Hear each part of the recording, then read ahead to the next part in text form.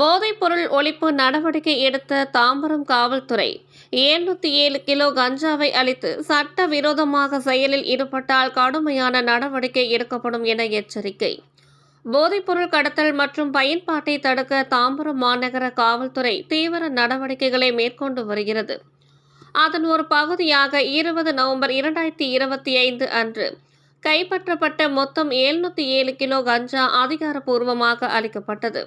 தாம்பரம் காவல் எல்லைகளில் நடைபெற்ற பல்வேறு சோதனைகள், ரெய்ட்கள் மற்றும் தடுப்பு நடவடிக்கைகளின் போது பறிமுதல் செய்யப்பட்ட இந்த கஞ்சா செங்கல்பட்டு மாவட்டம் தென்மேல்பாக்கத்தில் உள்ள ஜிஜே மல்டிகிளேவ் நிறுவனத்தில் சுற்றுச்சூழல் மற்றும் பாதுகாப்பு விதிமுறைகளை பின்பற்றி எரிப்பு முறையில் அளிக்கப்பட்டது.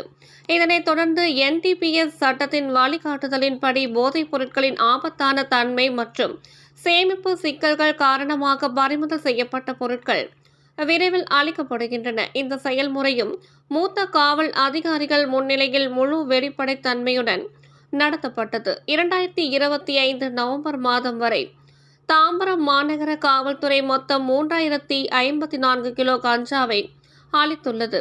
போதைப்பொருள் வலையமைப்புகளை முறியடித்து சமூகத்தை பாதுகாப்பதில் காவல்துறை தொடர்ந்து உறுதியுடன் செயல்பட்டு வருகிறது என்பது குறிப்பிடத்தக்கது. இதுபோல் அனைத்து செய்திகளையும் காண மனித உறுதி குரல் டிவி செய்தி சேனலை சப்ஸ்கிரைப் பண்ணவும்.